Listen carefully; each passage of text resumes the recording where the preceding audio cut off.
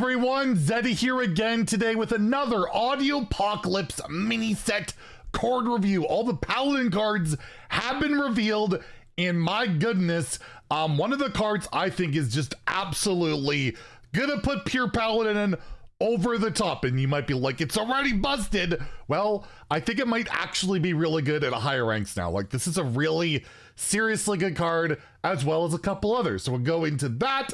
And again, reminder, we have our giveaway going on for 2 mini sets out of my pocket, the golden ones, diamond card with it and everything, like $100 Canadian, ridiculous. All you have to do is like, comment, and subscribe to the channel. And we had 70,000 subs. We're nearing that. We are closing in on that. By next Wednesday, I'll add another one in there. So hit that sub button, make me go broke. So let's take a look at the Paladin cards, and for once, we'll just start off with the best card, Dance Floor, the new location for Paladin. 2 mana, 2 durability, so get 2 uses out of it. Give your minions rush. And why I think this card is so good, why I think it's so good, is one of the weaknesses pure Paladin has. One of its big weaknesses it has is it's not the best at recovering the board. It's not the best at like fighting from behind. But when you're playing Divine Shield minions with high stat or high attack and all of that, you're flooding the board, and then you click this button, they all get rush, and you can all of a sudden not only swing the board in stats, you can swing the board in actual, like, you know, proactivity, trading off, killing things, maybe even drawing cards with your jitterbug and all of that. I think this card is really good in those decks to help you fight back for board, because again, like, it's not a good on curve card. Like, you don't really want to play it on 2, but I do feel like it's a card that when you get to turns like 4, 5, 6, 7, they can do incredibly powerful things that Paladin just does not have access to, especially since they lost Cariel, the 4 mana rush, right? Like, that was a big deal. Animated Broomstick back in the day was so huge for Libram Paladin. Just being able to give all your minions rush for relatively cheap for 2 mana, I think is really strong and can slot into whatever Paladin deck you want minion wise. Hell, even big Paladin, you play your your Kangor, is it called, the 5 mana 3/3, click this button, it gets rush, you summon a minion out of your deck. Like, there's so many uses for this card. I think it's very, very good, and I'm sure certain people will be triggered because, yeah, pure Paladin's been like the top ranked deck at like Diamond through Legend or all ranks for pretty much the entire expansion. Ironically, I've been playing like Legend all month. I've been doing my challenge, trying not to lose my hair, failing miserably. And in the top 2000 Legend, I faced 3 pure Paladins in the entire month. So it's really crazy to see a deck that does so well that like a Legend ranks just doesn't see a lot of play. Regardless, I'm giving this a 4 out of 5 in standard, a 3 out of 5 in wild. I just think this is a really, really strong card. But you're always, you know, feel free to disagree in the comments below and all of that, or you know, sound off about whatever you want. But there's 2 more cards to go over. And the next one I think is just a really cool card, Horn of the Windlord. It is a Paladin Shaman card. So this can go into Shaman, hence the Wind Fury. That's kind of thematic of Wind Fury. 6 mana 3/4 weapon, Wind Fury. Whenever your hero attacks a minion, set its stats to 3/3. So you can kill anything, as long as it doesn't have Divine Shield, or I guess Death Rattle that comes up with more stuff. But still, this can help you really control the board, or you can just play it for 6 mana and you deal 12 damage. Like, that's not bad. You're not overloading. It's kind of reminiscent of Doomhammer in a way. It's the only, I think this is the only other weapon to have Wind Fury ever other than Doomhammer. I could be incorrect on that, but yeah, it's pretty crazy to see a Wind Fury weapon in Paladin. Dual class cards are cool.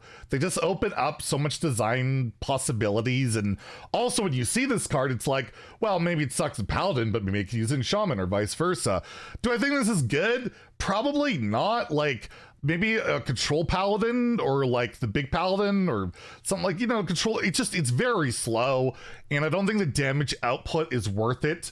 To try and kill somebody. Like Doomhammer already exists for Shaman. If it's not used right now, it's usually only used when you have like a lot to go with it, rather than just like a rock biter, right? I'm gonna give it a 2 out of 5 in standard, 2 out of 5 in wild. I think the design's really cool. I think this is insane in arena. Helping you just like completely dominate the board in the arena can be really strong, but in terms of like ladder playability, definitely not sold on it being a real juggernaut of a weapon. But again, I really like the design. I think it's cool, and maybe it slots into some jank control shaman, control paladin deck. It certainly has got possibility. Maybe big paladin really needs to help fight for board and use this, but I think it's probably just a little bit too expensive. And then the last card we have here is the first ever, I'm pretty sure, Paladin Mech Totem, or just Mech Totem in general, is Serial Totem must be a Mech Totem. I don't know. Regardless, 2 mana, 0/4 totem. So, However, at the end of your turn, summon a Silver Hand Recruit. So you can summon Silver Hand Recruits in Shaman, which has been possible before. There have been neutral cards. I believe in TGT, there was at least one Inspire card that would spawn a recruit, and I think it was neutral. Maybe I'm wrong. Maybe I'm misremembering. But regardless, it's like a totem that kind of snowballs, right? You don't kill it. They keep getting recruits. The thing is, there's not a lot of great recruit synergy even in Paladin right now. You have like Lothraxian in the core set that can come back with Divine Shield. You have the legendary that your next Silverhand recruit gets buffed. That hasn't seen play. Shaman, they can utilize the token with like a Flame Tongue, a Bloodlust, Evolve, whatever.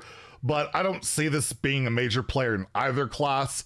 Even like Totem Shaman, it kind of ruins a lot of things, like, takes the space of stuff that you might want. But maybe playing Totem Shaman, it's high health. It's 4 health for 2 mana. You can buff it up. Maybe even Shaman in Wild, you never know. Well, I doubt it, but you never know. They really want to stick something, and they have their 0 mana buffs, and all of a sudden this is like something really annoying. I'm going to give it a 2 out of 5 in standard, a 2 out of 5 in wild. I just don't see it making the cut. Like, it's just so easy to kill. It doesn't have attack on it, and you're just getting 1 Silver Hand Recruit at the end of your turn. I will say, though, I feel like it's better than the Caravan, which was a 2 mana 1/3. It would spawn 2 Silver Hand Recruits, but it was at the start of your turn, which is just awful. At least this way, it's a 2 mana 1/5. At the end of the day, how bad could that be, right? Like, it's got a possibility. It's an immediate effect, but I still feel like in today's game, it's got to be really, really, really good to crack those ladder lists, and I'm just not sold on it. So I am going to give it a 2 out of 5 in standard wild, but it could be wrong. So let me know in the comments below how awfully wrong I'll be. Should be our last card review of the day, probably 2 more tomorrow, and then we'll have our priest reveal on Monday, where I might have something extra I have to get off my chest. Anyways, if you liked the video, please like it, comment, subscribe, enter the giveaway, all that stuff. Hope you have a great day, and stay salty, my friends.